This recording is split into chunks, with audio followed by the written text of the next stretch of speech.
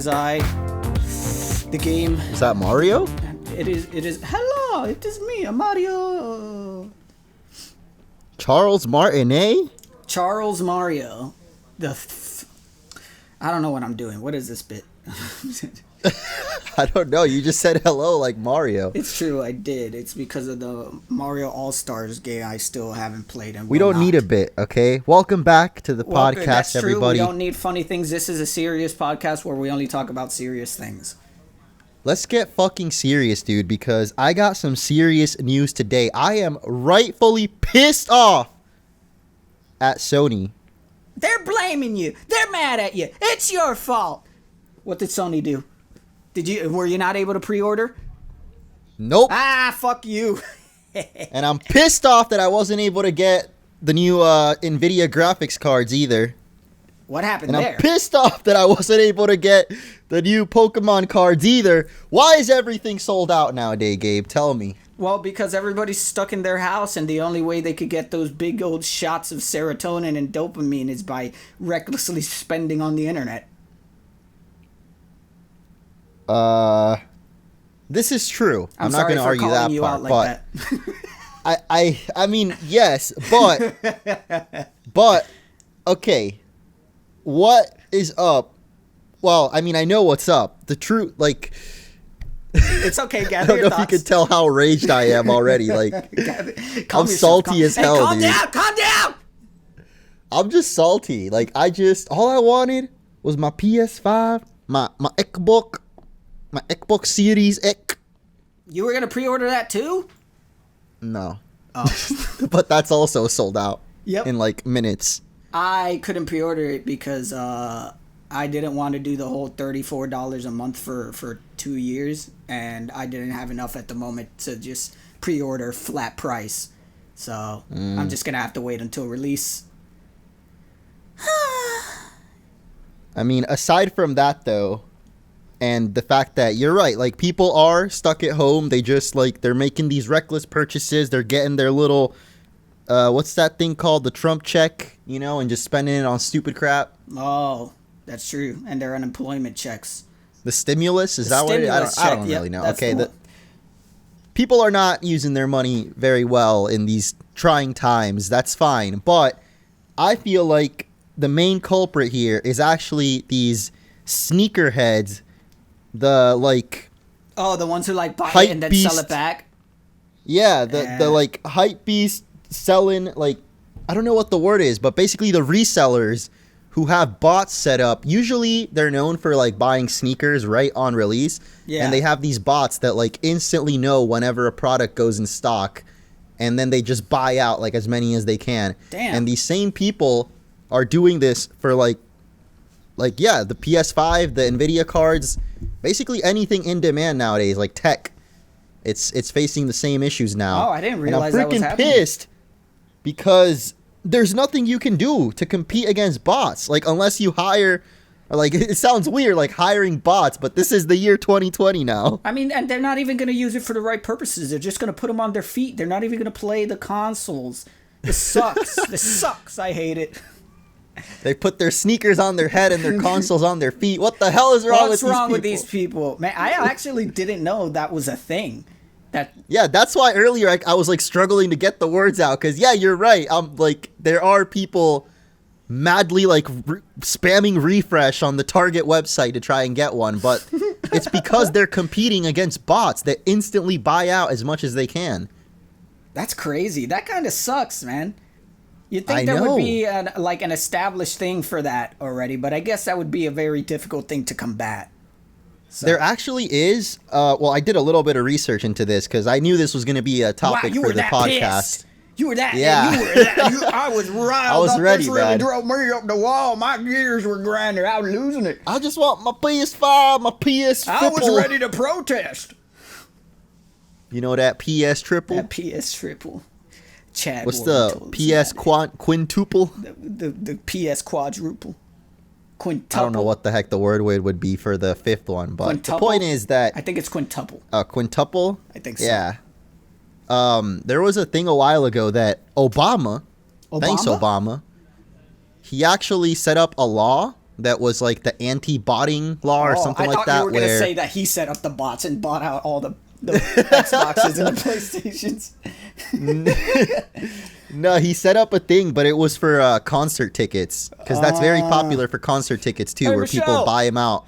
Michelle, and I then got 50 resell PS5s. Oh, the kids are going to love this. Bro, I know exactly what happened. Obama's like, yo, I got the pull. It's no worries. You know, that Beyonce, that Jay-Z Beyonce duo concert, I got us front row tickets, Michelle. Michelle, and then the day comes around. It's It's like the weekend before it happens, or the week before, and he's like, well, shit. All the tickets are sold out. So many Spider-Mans, Miles Morales, and God of Wars. Just you wait, Michelle. Those goddamn bots. Those goddamn bots. They bought me out, Michelle. I couldn't get my Xbox. I couldn't get my PS quintuple. Oh, my God. That's exactly what happened. This is another episode of History with Why do we like Obama so Quip much? Boys. It's our thing with Obama. I don't know. It's just so easy to meme on him. But I love Obama. Oh, well. I mean, I'm not going to say, because we've been, like, what was the first president when we were born? It was, I have no idea. Maybe, like, maybe Bush? George Bush Sr. or something? No, that was, like, long ago, right? I don't know. I think it's Bush Sr. I'm going to look it up. Who was president in 94?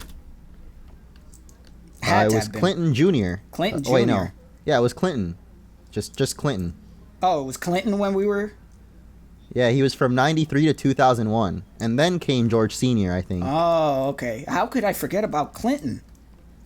I thought that Clinton was after George Sr. That's why I didn't mention him. What the fuck? But okay, well, never mind, I guess. But then it would have made sense because my point is that since we've been alive... Oh, wait, what? But then it wouldn't make sense if Clinton was after Senior because 9/11 happened in 2001. Oh, yeah, wait. So then it was George Sr. was before our time then. Maybe. I think so. I think it might have been George Sr., then Clinton, then George Jr. Yeah. George Sr. was before Clinton. We were right. It's there just... we go. Okay, and then regular Bush, the one that we know, and then Obama. Really? That's it? We've only been through 4 presidents, bro. Yeah. That's crazy. Well, because a lot of them had like 8 years, didn't they? I don't know. I know Obama did. Yeah, Clinton did, and then Obama did. 4 more And then Bush, years. I guess, did too. Jesus, okay. That's why. There's your answer. And I think Trump might get another one too. Well, we won't get into that yet. The point is that the presidents we've had... Between all the presidents we've had, I think it's pretty clear who the favorite is and why we have Obama on our show so often. I know Obama gets a lot of shit for a lot of stuff he did, including the drone strikes and all that stuff. But in retrospect, not that bad compared to the other ones. Not that bad. I don't really get into the politics side. I just like his personality. Yeah, same here. But, you know, now he has all his PS5s and his Xbox Series X's, and I have none. I'm sitting here high and dry with my Xbox One X, like a poor little third world country boy living off of his One X, and it's a miserable life for me. I don't know what to tell you. I know that's sarcasm, but like I feel like it comes from a genuine place. Yeah, like those. It might be sarcasm, but the sentiment, it's real. It burns. It yearns in my heart. It feels bad, man. Like I feel like they should have not predicted it, but like maybe expected that there would be such high volumes. Like at least with the Nvidia cards, that one I'm really surprised about, because the thing I don't get right is most things nowadays, especially consoles and tech, are being mass produced at factories by like machines, right? I think so. I mean, I'd imagine so. I would assume. Yeah. Like maybe there's like a couple of pieces that are too... No, not even. Like maybe there's only like quality assurance by actual humans. That's about it. Yeah. So these things can be mass produced. Like you can make millions of them in I don't know how much time, but the point is you can mass produce them. So why the heck is there such a shortage on stock? I think it's because of that exact sense of exclusivity, maybe. Like, maybe there is an element of it where it's just like these things are really expensive to produce, so they could only produce a certain amount before it goes into actual sales and starts making returns on their investments. Maybe that's part of it. Again, I'm not a producer of these hardwares or anything by the likes, but there could also be that element of just like the hype and the exclusivity feeds into like kind of like an investment idea. Like if we create this hype of there only being a limited amount, it'll assure that people will rush in to buy them, and it assures that we'll get our money back. Yeah. So it might also I get be that part. I guess I just feel like it's so bullshit because most of the money ends up going to like the resellers. Yep. Which, yeah, I guess that like in a way keeps the economy moving or whatever, because the manufacturer is making the original money for the sale, and then the resellers making money, and then the consumer is losing money as always. So capitalism.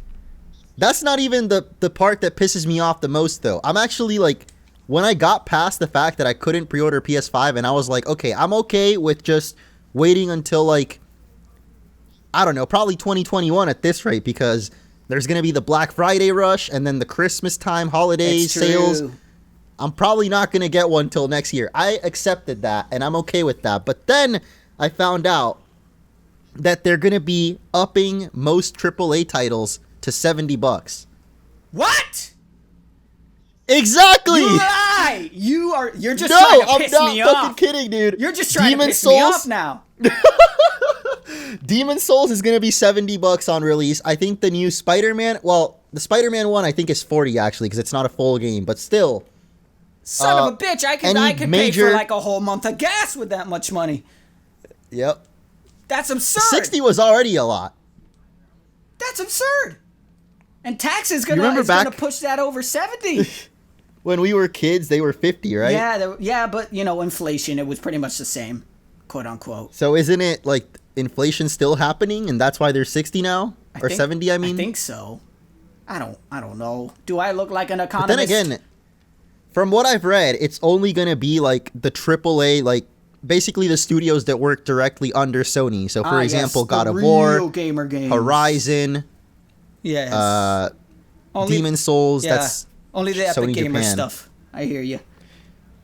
And I think it's mostly the Japanese side pushing for it. Like, you know, because Sony is based in Japan, but they have a lot of like American developers now. Yeah. So there might be like a little bit of push from either side. Like, I think the corporate side really wants to push the $70, but then maybe like the smaller developers are like, nah, we're sticking with 60. Yeah, I think. I mean, stop it. Don't make things more expensive. That's the part that pushed me over the edge, where I'm just like, you know what? F that, bro. I'm not getting crap. Like, I ain't getting the PS5 or the Xbox. I'm gonna stick with my Switch and my PC. I've already got a good PC. Watch Switch games go up to like $60. Watch.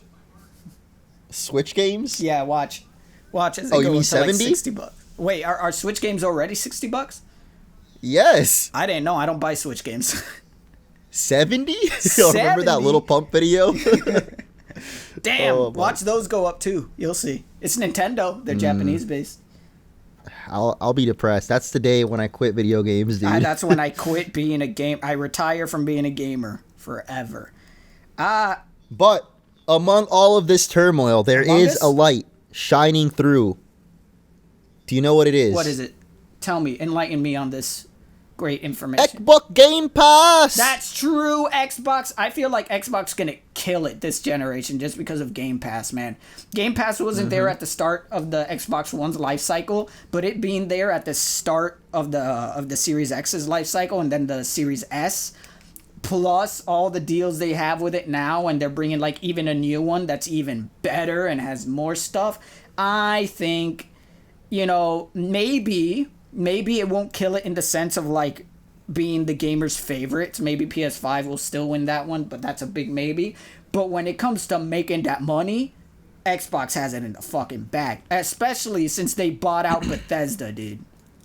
Oh yeah, I was gonna get to that too. That was big news, man. That was the power move. That was a ridiculous power move. It was already a ridiculous power move when the PS5 pre-order shenanigan happened.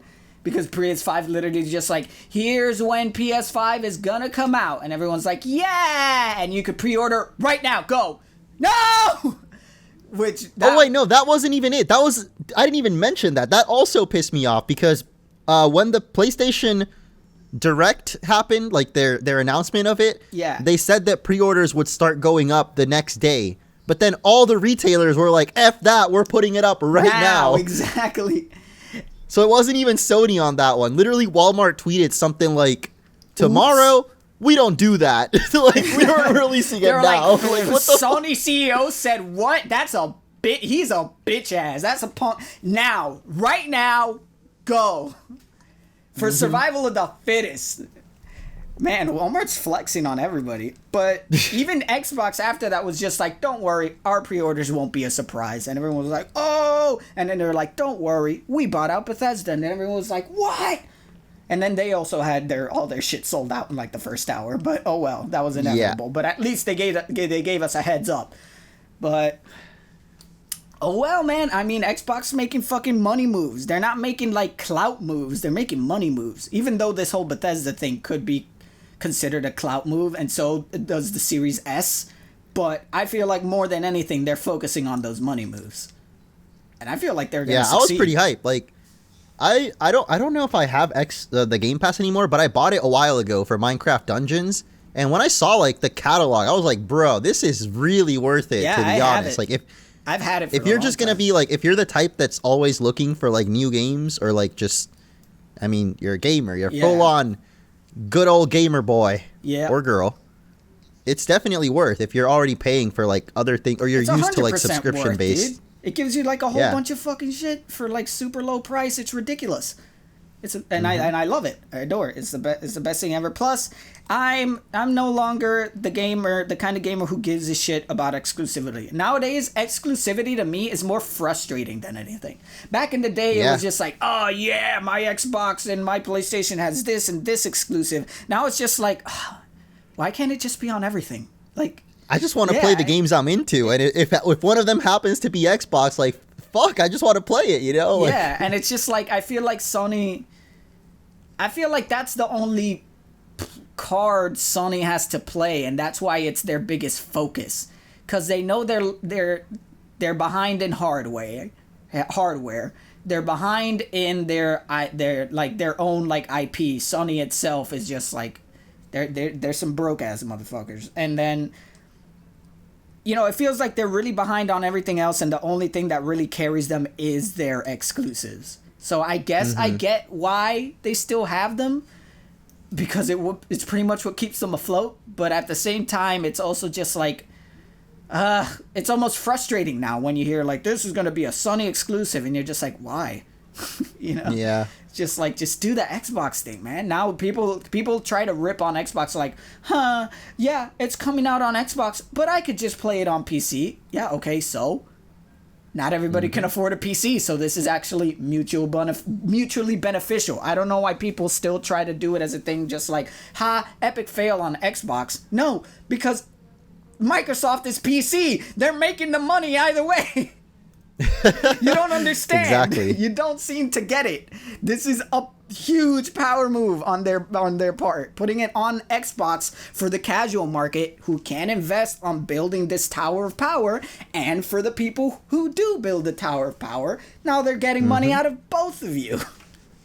The way I see it, it's like the Series X is basically like an entry-level PC without Windows, basically. Dude, you could never build a computer as powerful for that price. $500.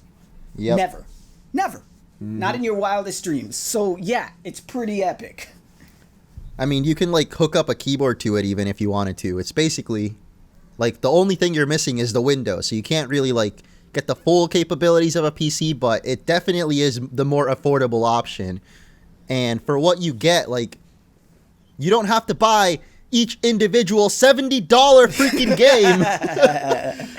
That actually, like, that completely turned the tables for me, bro. Like, you know, I've been a Sony fanboy. I'm not afraid to admit it. For the PS4, like, I stand the PS4. I understand it. I don't grief you for it.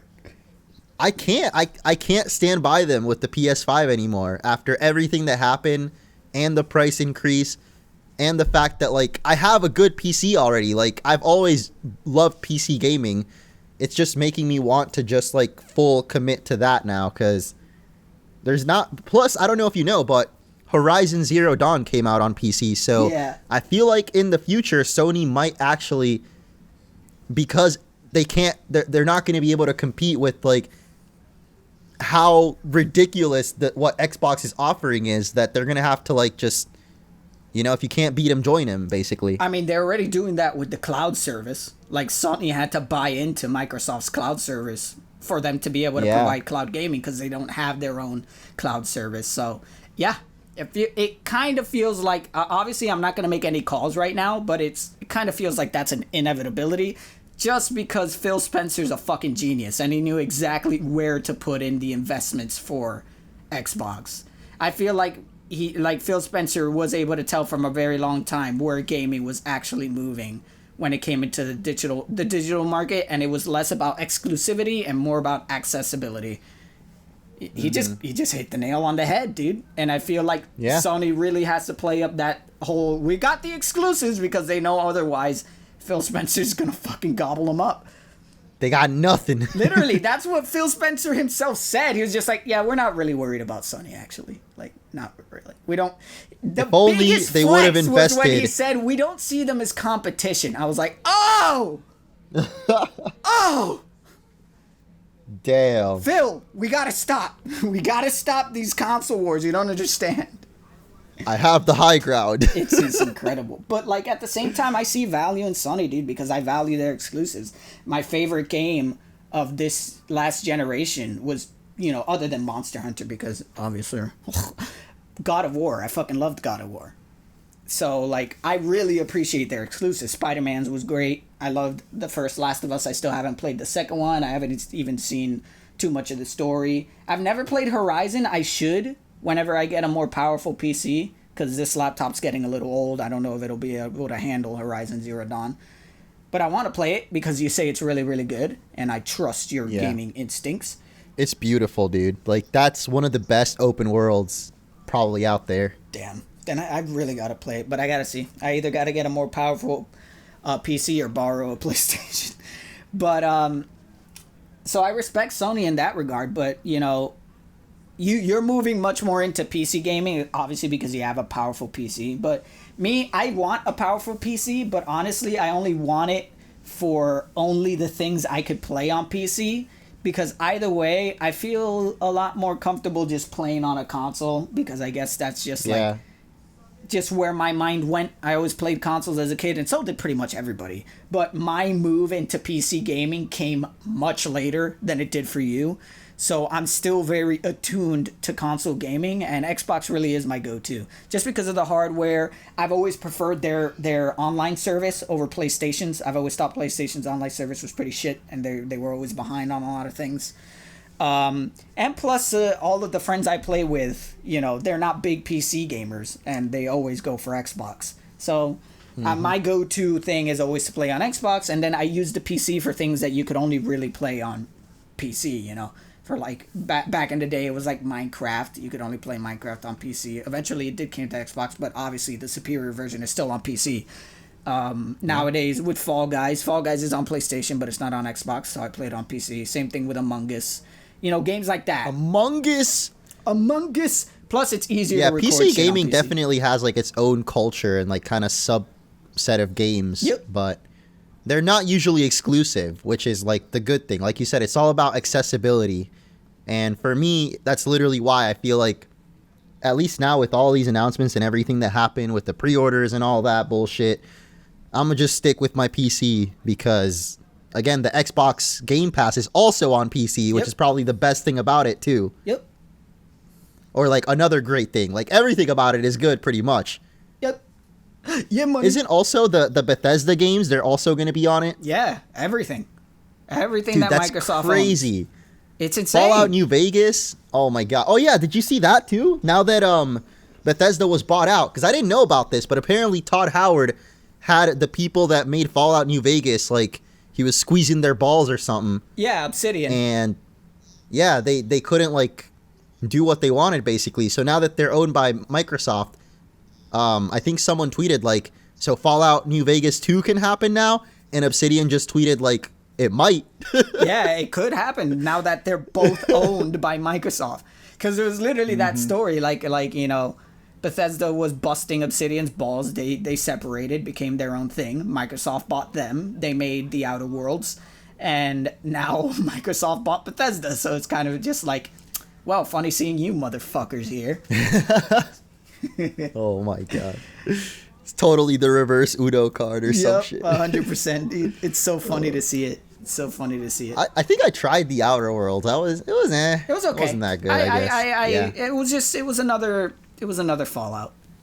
You know. Yeah, I shouldn't say it wasn't good. It was just like not memorable, I feel. Yeah, it wasn't that different. It was a good game, just it didn't really hit the spot like I thought it would. For me, it was like playing New Vegas, which is good. It's a good game, and I enjoy it. It's still fun, but with kind of like just like a different coat of paint.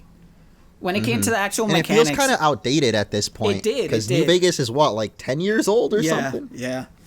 But you know, now I think they're making a fantasy one, Obsidian. Oh. Which that I'm excited for because I'm a big shill for fantasy, and also because I've just like, since New Vegas was super good, I want to see what they do with a fantasy IP. I'm really interested to see. The trailer looked interesting. It was only a cinematic trailer, but it looked interesting. It was very like, you know, the Elder Scrolls tends to be very kind of just like, ooh, and upbeat. This one was way more just like, fuck you kind of fantasy, where it seems really grimdark. So I'm interested in it.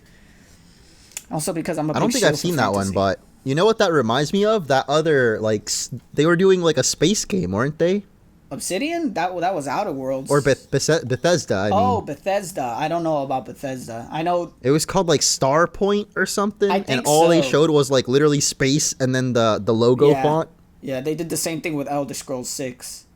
Yeah, pretty much. Dude, that's Bethesda in a nutshell. Like, we're going to drop a logo and you guys are going to cream your pants. It was called Avowed. Avowed. That's the new fantasy... Oh, that's the Obsidian one? Yeah. It's called Avowed.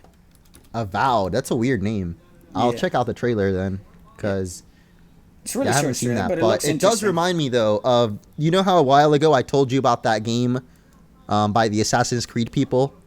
Which one? I think it was called Gods and Monsters. Yes, that one. I haven't heard shit from it. And it was like the very fantasy kind of Monster Hunter open world looking game. Just. So apparently, and this is, I got another news that will make you flip out maybe. Uh-oh. Monster Energy is suing them for the name because they're saying that it's too close to Monster.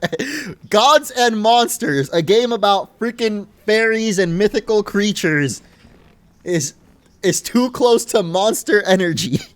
This is absurd. I forget Monster Energy even exists. Who do they think they are? I'm not even joking. Who do they think they are? Who do you think you're talking to? I'm a fucking video game. You're a fucking juice.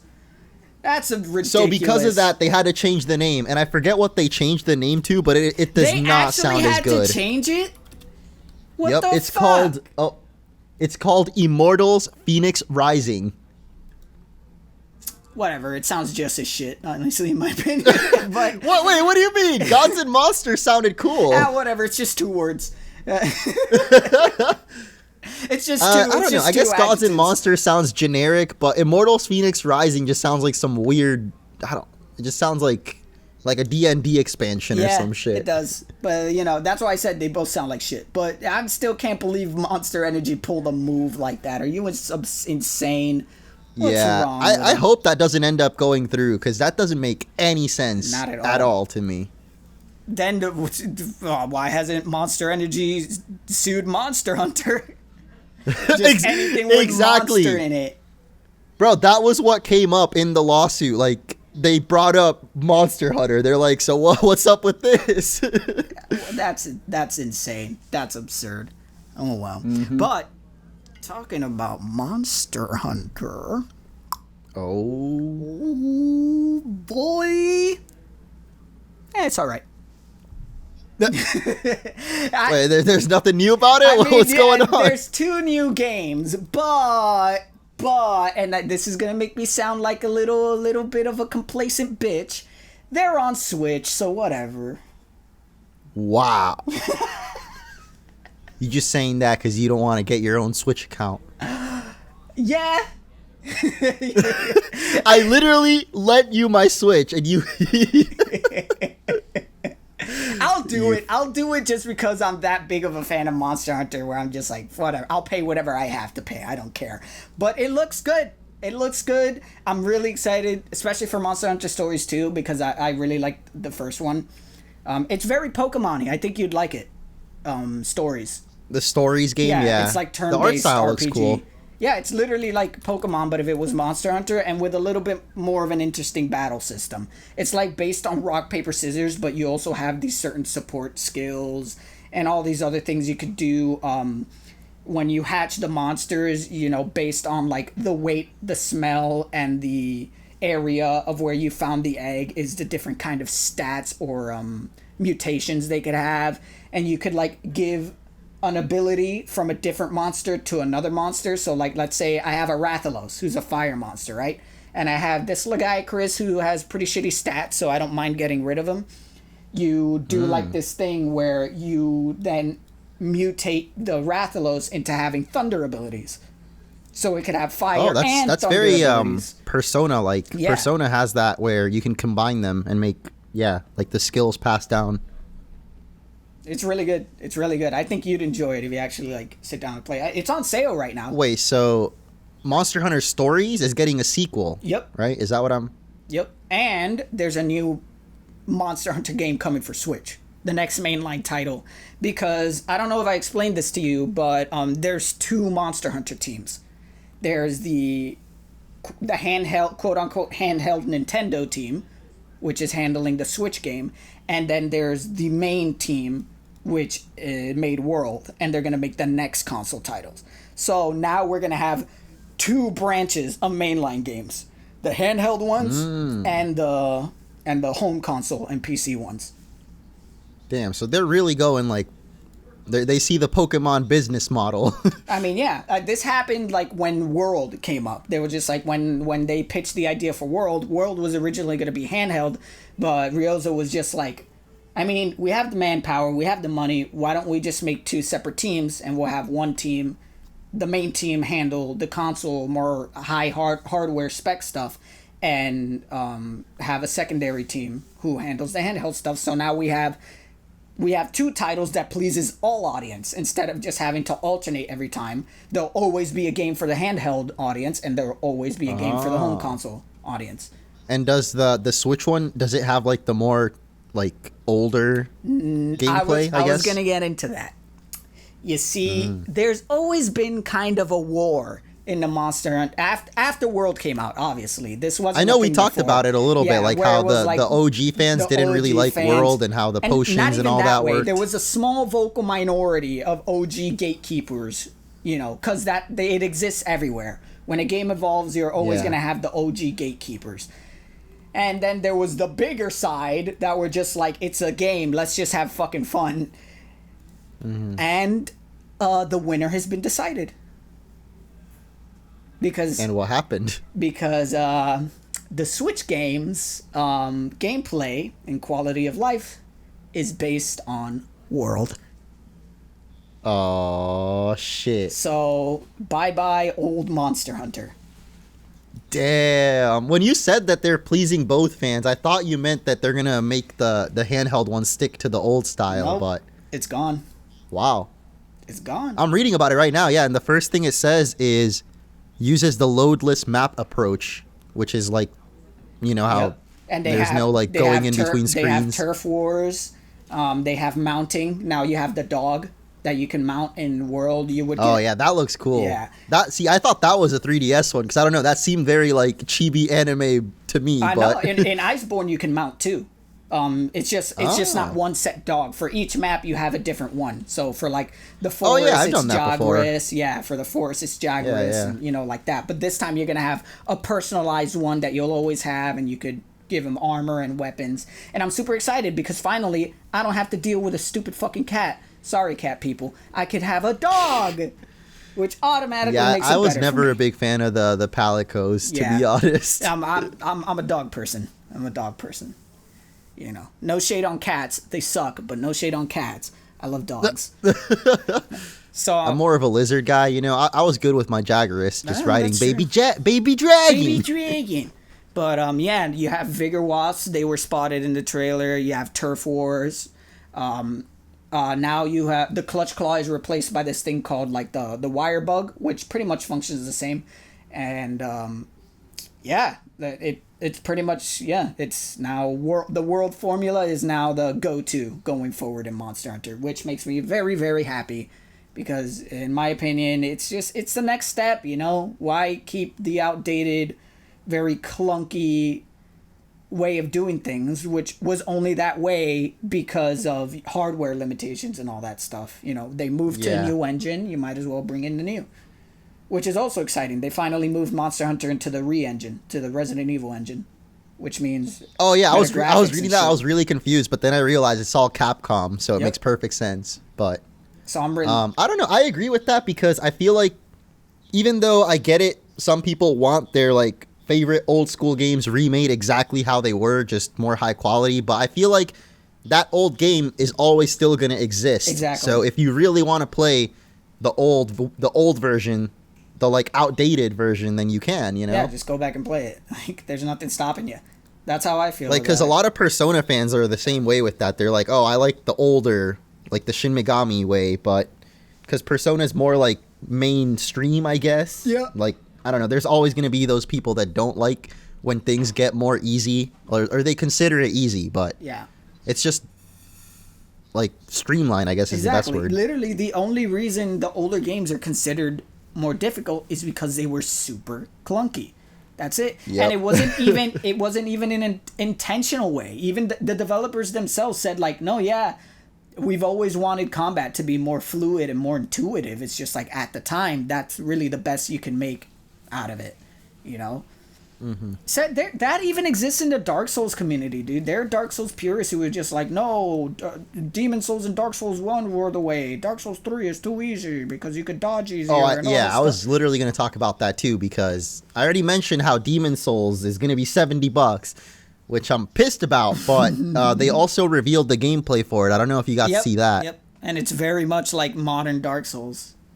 Exactly. Which I'm excited for, man. I already played Demon Souls. Like, add some new stuff. Too. Don't make it the same game again. Like, I was also never a big fan of like how Demon Souls, the original, it has like this very like almost like a bloom effect on the whole game. Yeah. How it looked. And it was looks very like grungy. you're in. Yeah. I mean, it has like it's an aesthetic, I guess. Like it looks kind of ethereal. Yeah. Almost like you're in like in between worlds or like in the heaven or something or hell. It had its charm. I don't know. The new one just looks clean. It looks really, really good, like the graphics wise. But I feel like it did lose a little bit of the stylistic side, but I still like the way the new one looks. And especially the animations, dude. They're so crisp. It's just like the old game. It definitely... I don't feel Demon Souls graphically aged too well. Now I look at the old Demon Souls and I'm just like, this is disgusting to look at. This is a crime. So I'm really good with them changing it up. And yeah, maybe stylistically it doesn't stand out as much, but it still looks really good. It doesn't take away from the fact that it looks really good. Like, fuck. Yeah. It looks like I heard people say that it just looks like a generic fantasy game now, but I mean, what the hell was Dark Souls That's then? what it all is. That's what it is. That's the aesthetic of Dark Souls. This is as grim dark fantasy as it gets. There's nothing aesthetically super unique about it, dude. They're just very ugly, gangly medieval monsters like that you could see in fucking Berserk, dude. I mean, that's what it was pretty much inspired off of, like fucking Berserk. And Berserk is that That's way. why Bloodborne was always my favorite, because Bloodborne to me is really unique. That shit is the world building and like the designs. You look back at it and it's pretty much just medieval gothic horror. You know, it has an aesthetic that it's based off of, but obviously their creature design was really interesting with the big gangly, furry, lycanthropic I know it's not exactly original, but I feel like there's not that many games with that like theme. Their monster aesthetic especially, with like how it starts off with these very lycanthropic, gangly creatures. Dude, that game is oh my god, yo! If you guys haven't played Bloodborne, you got to give it a chance because very little people. Actually, I think it's going to be one of the games that's free on PS5 if you can even somehow manage to get one. That was the one thing that they announced that I was happy with for PS5 is that I think it does have somewhat of a backwards compatibility with PS4. Compatibility for all PlayStation 4 titles, but it doesn't, as of right now, based on what I read, it doesn't have any for PS3, PS2, or PS1. Yeah, which I mean, I didn't expect it to, but still, it kind of sucks. I kind of expected that they'd at least do that, considering that Xbox has and still will for the Series X has backwards compatibility even for original Xbox games. Damn, really? Yeah. Like the disc? No, not the one. I know you could do it for Xbox One X, that if you insert the disc, it'll like scan it and say like, oh, okay, well, you already own this, so let's just download the digital so it version. downloads it for you. But that's cool. But if you don't own it, you can buy them. Like, you can still buy them and play them. There's a select catalog, but they're constantly adding to it. And at this point, it's pretty much gotten to the point where you could pretty much get any old game ever. That's awesome. I know PS4 has some PS3 games, but I don't think it has all of them. Yeah. And even still, the fact but that the main PS5 thing that I saw is any. They're going to do, they have like a collection thing. So if you have PS Plus, you get like, you know how every month they have like certain free games or whatever? Yeah. So all of the like AAA or like Sony titles basically are going to be free on PS5 if you have PS Plus. Oh, okay.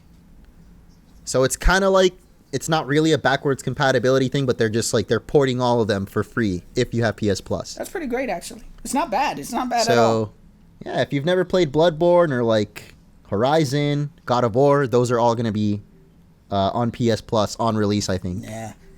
But, so that's nice, but yeah.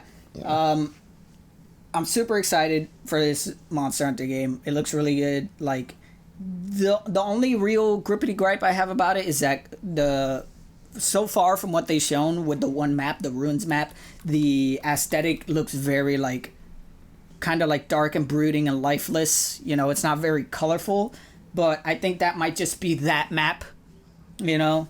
And obviously, since it's Switch, the graphics aren't as up to snuff as the Xbox One. And I was talking to this about my friends with my friends, the new flagship, the Magnamalo thing. Didn't really catch my attention too much just because it looks very, very, very similar to Zenogre. And it's not kind of just like, oh, it's another fanged wyvern. No, that's not the thing. It's just like, if you put him and Zenogre side by side, especially their, I'll send it to you later, their quote unquote, their splash art, their render. They're literally in the exact same pose and they look pretty much the same. So I saw Magnamalo and I was just like, damn. I feel like this could have been a little bit more exciting, but it's still a new Monster Hunter game. It's a continuation, so I'm very excited. I'm very excited for Stories 2, which I loved. I loved the original story because it was just really fun. And I've always wanted a game where I get to control the monsters. Yeah, that's the one I'm looking at right now. Actually, I want to try out the 3DS one. You should, dude. It's on sale right now. Oh. So you should get it while it's on sale. Yeah. It's really good. On the 3DS, whatever? Dude, I haven't turned on my 3DS in years. Well, I mean, hey, you have a relic, man, because they're officially discontinued. Oh, yeah, dude. That's sad. I mean, it's not really, but... I mean, it happens with everything, but... Yeah, it's kind of... It's sad to me because that's literally the 3DS made my career on YouTube. Yeah, pretty much. Like, yeah, I was thinking that. I don't know if you know, but one of the main reasons why like not that many people were able to do Pokemon games is because there wasn't a 3DS emulator until like a couple of years ago, basically. Yep. Like a reliable one at least. So a lot of people that did 3DS LPs would like record with their webcam, like pointed at the 3DS. And then this dude was able to figure out how to make it so you can plug in a USB and like project the screen of your computer, and that was the 3DS capture card. And only people that were able to get their hands on those basically were like the ones that blew up from doing 3DS games on YouTube. You fucking hopped on the market early. Oh yeah, dude. I mean, it's kind of luck, but also like smarts, you know. Like as soon as I learned about that, I was like, I need this, I'd say more smarts than luck than anything, honestly. Yeah. But yeah, because anybody could have gotten it. Like it's not like it was like I knew a guy that knew a guy. But yeah. But yeah, you should get it. It's on sale and it's really. I think you'd definitely like it, knowing your ties to Pokemon. But now Fatalis comes out in like 6 more days. They recently put the update page on the PlayStation, so now we could hear his full theme, which is fucking terrifying, by the way. I don't know if you saw the trailer. I know I sent it to you, but they redid his theme music, and it is insane. It is terrifying, dude. I know. I read the comments on that trailer for sure, dude. People are like have PTSD from the original. I have PTSD from the original, dude. I'm terrified.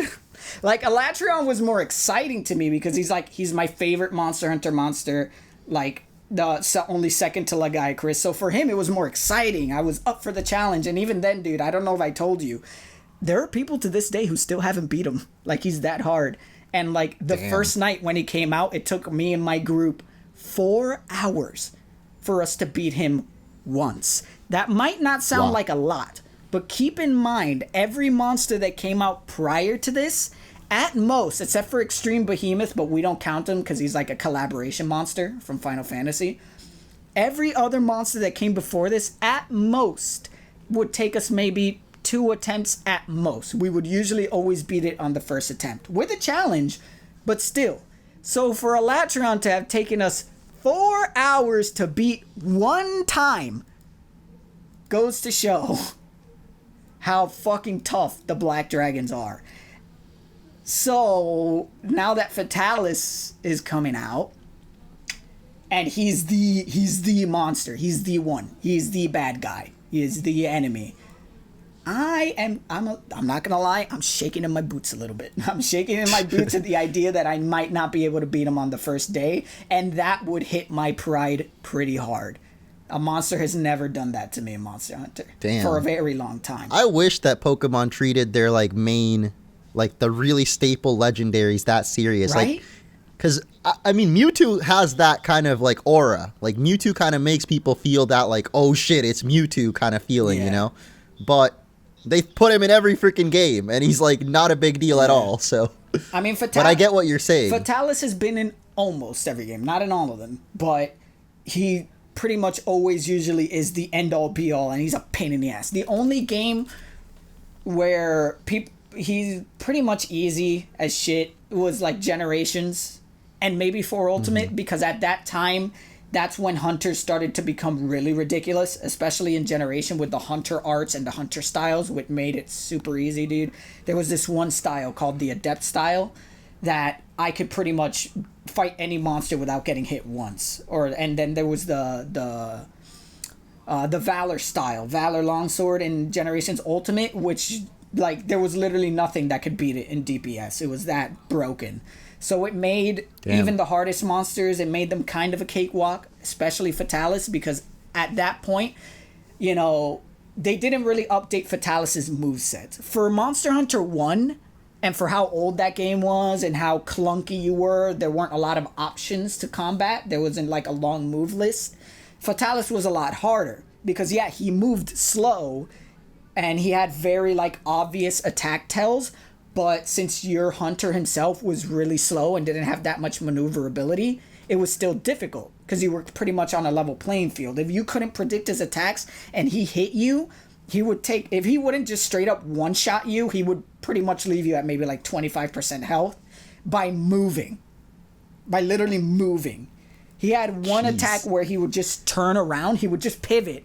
And since his tail was so long and whip-like, it would like whip around. And if that hit you, it would literally leave you to like 25% HP. You know, that, and he was tanky. He had like the biggest health bar out of any monster. And on top of that, he had an armor mode, which made all of his hit zone values like 10%. So you were barely doing damage. Like, he was a tough motherfucker.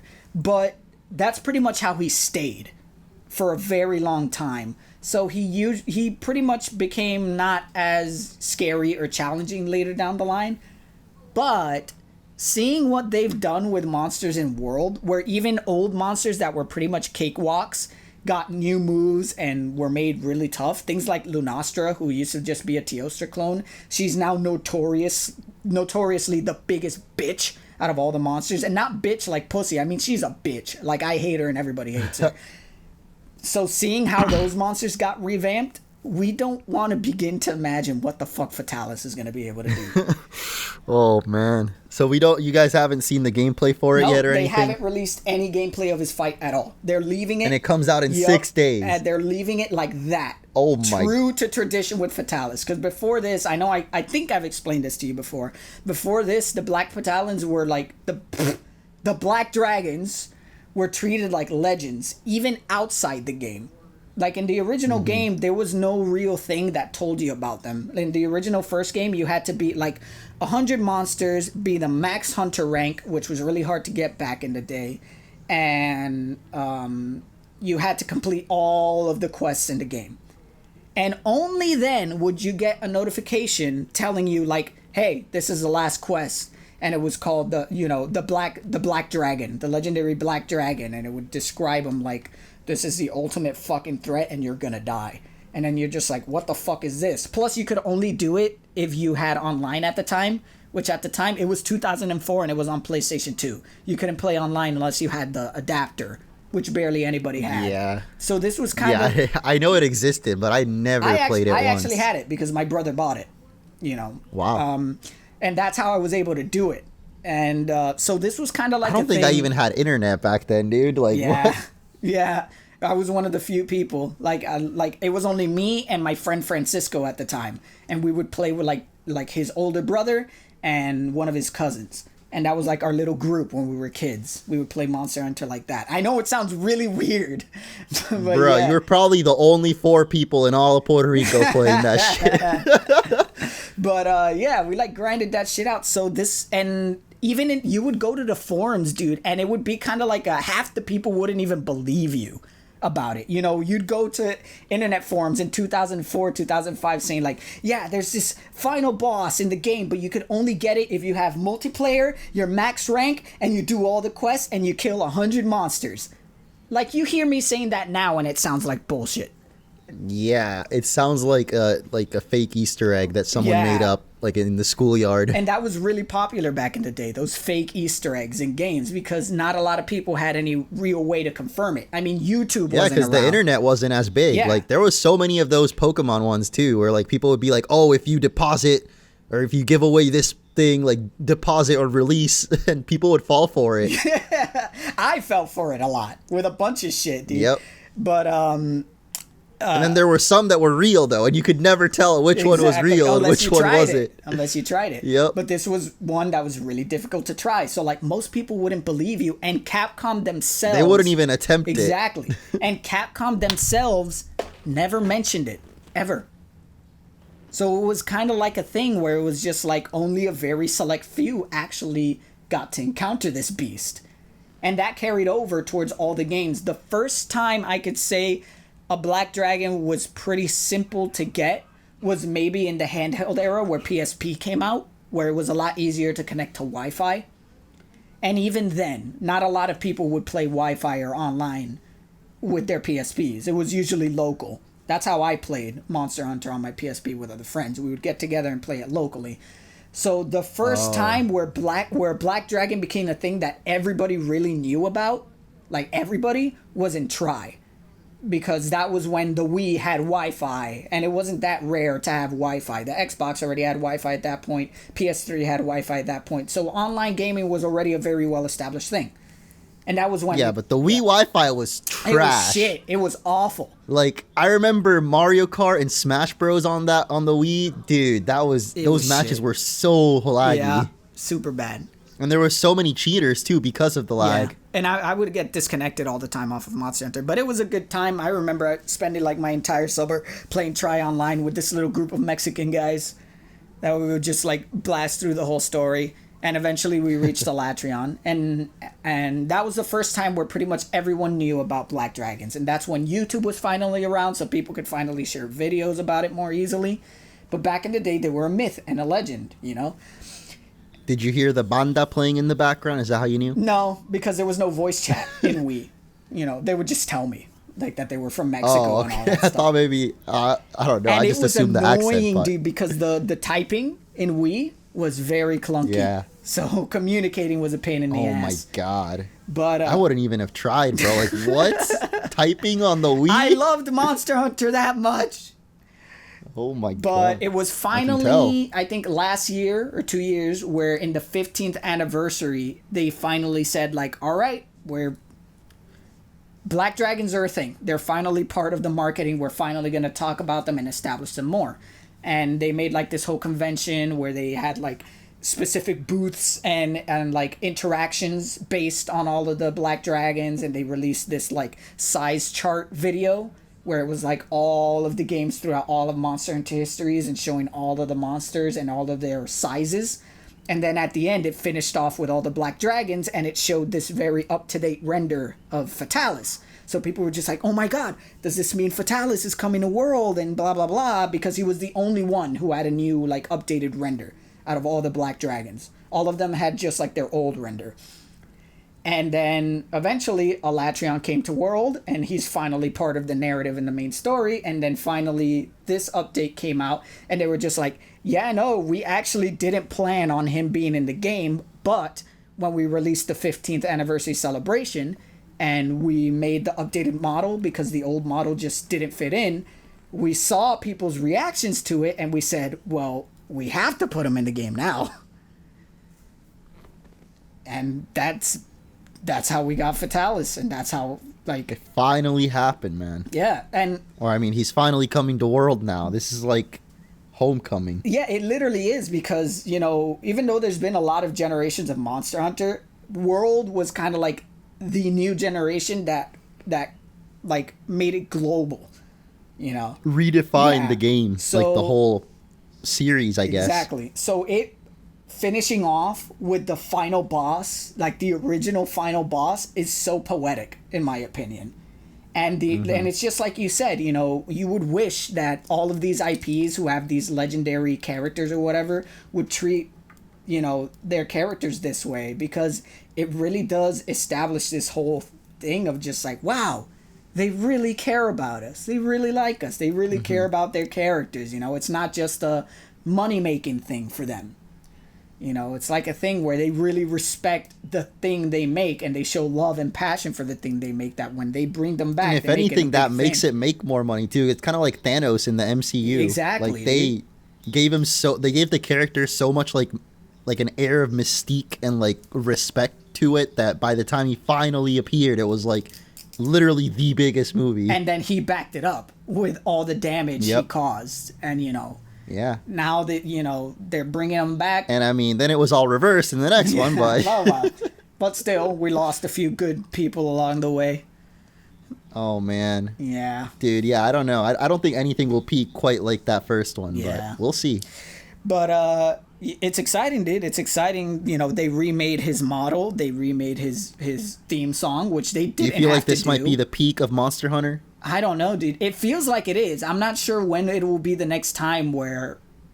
Like, at least of World, right? Because then Rise is coming, and I feel like they're probably going to... This is the last even though you update said they World. have a split team, but... Yeah, but this is the last update for World. They said it. Like, this is the last one. He's the last thing, and then we're moving on to the next game, which is exciting in of itself. Yep. But I feel like this is, at least for a while, this is the last time Monster Hunter is going to be this hype for the fan base in of itself. Not that it won't be hype, but World is such a ode to its fans. It's such a just like... It was such an experience, you know? Like, it was Monster Hunter coming back to home consoles, coming back to where it all started.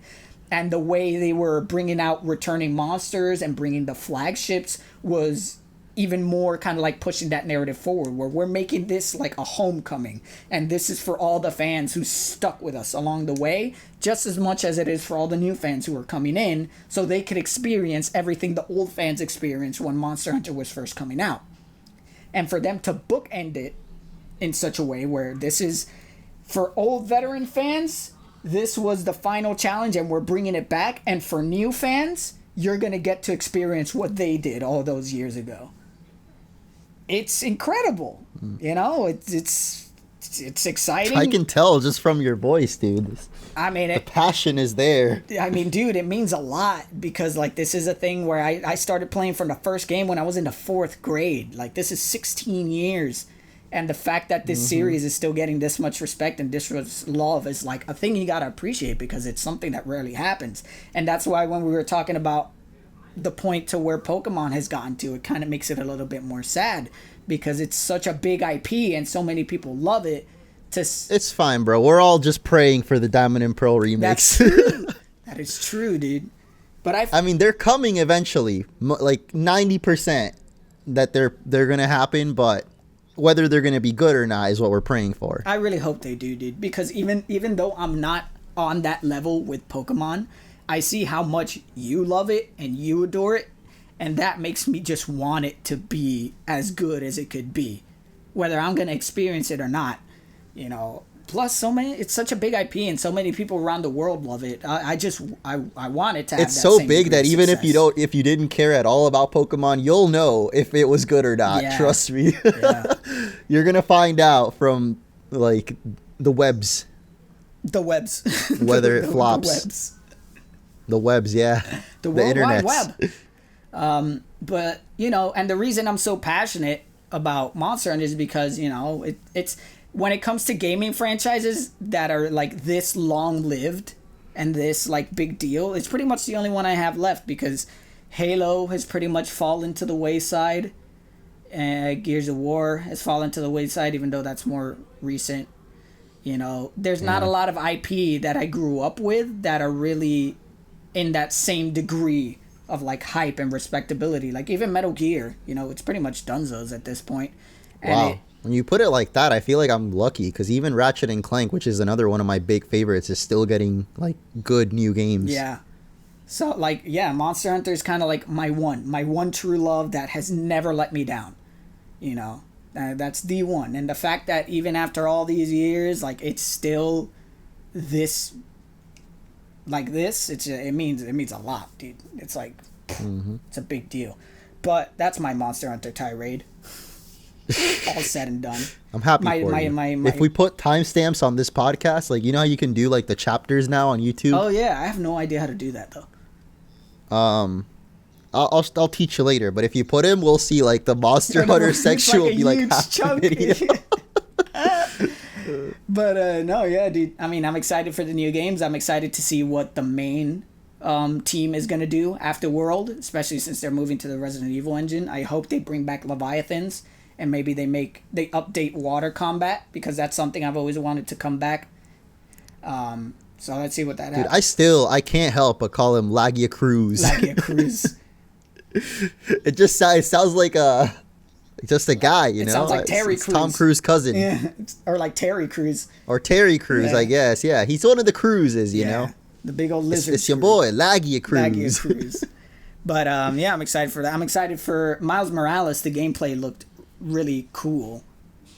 Oh, dude, the shout out to Puerto Rico. Boricua? Oh yeah, dude, seeing the people dancing salsa on the street, I was just like, they did it. I was, bro. It hit my me. God, you know what's so funny? I sent my mom a video of it, and she literally like her response was, "That's so cool. Where is that?" Yeah, dude, I showed it to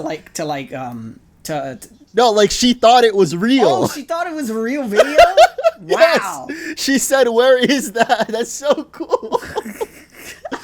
Because I didn't show like Miles walking. Yeah. I just showed like the background, like the flag and like the music and everything. She thought I was really there. Damn. But dude, that was really representation does matter, man. That was a big deal. When I was sitting down watching, I was just like, wow, I really didn't think, because in other pieces of media outside of maybe the comic books, Miles, they haven't really put his culture too much into it. Like even in the movie, like Spider-Verse, like he listens, to hip hop, which is very like ingrained into New York culture. And and all that stuff, they put that like his passion for fashion, as they say, with like his sneakerhead personality. But they've never really represented his mother's side of things, the Latin. I mean, he got the airs, bro. Yeah. You got to have a pair of airs. But they never really represented his Latinx side of things. So seeing that I mean, his mom had like one throwaway line or something where she's like, Puñeta. I don't remember what she said. But finally seeing that really well represented in a much bigger piece of media that he's involved in, well, it left an impact. I'm gonna say it. I didn't cry or anything, man. But it left an impact. Wait, did I sent you that the video of the guy that cried, right? Pretty much cried, and I was just like, wow. I know. I mean, it just goes to show, dude. It hit, man. I think because the dude was actually from the Bronx too, or like New York, but probably the Bronx. From Harlem. But yeah.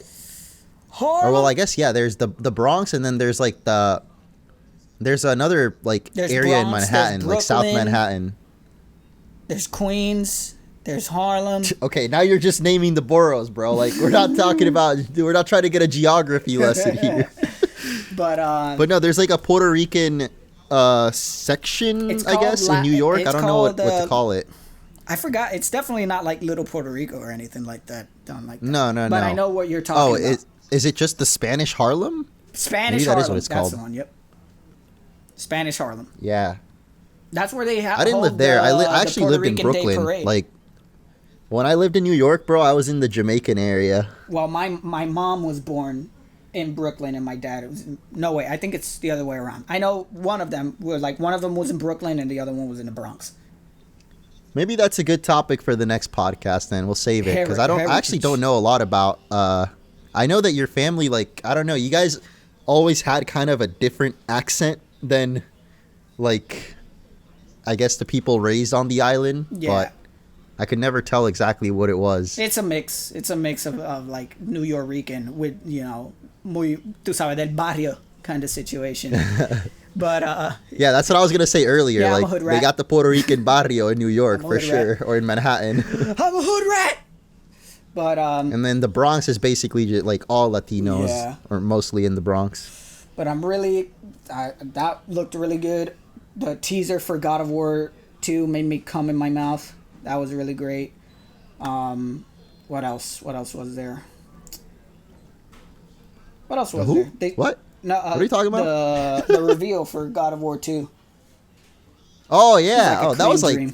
It was like the biggest teaser ever, though. Like, dude. I mean, it was a good teaser, but I fucking creamed, dude. I creamed. They showed us less than the that Elder Scrolls reveal back in the day, and it was still not even exciting. Back in the day.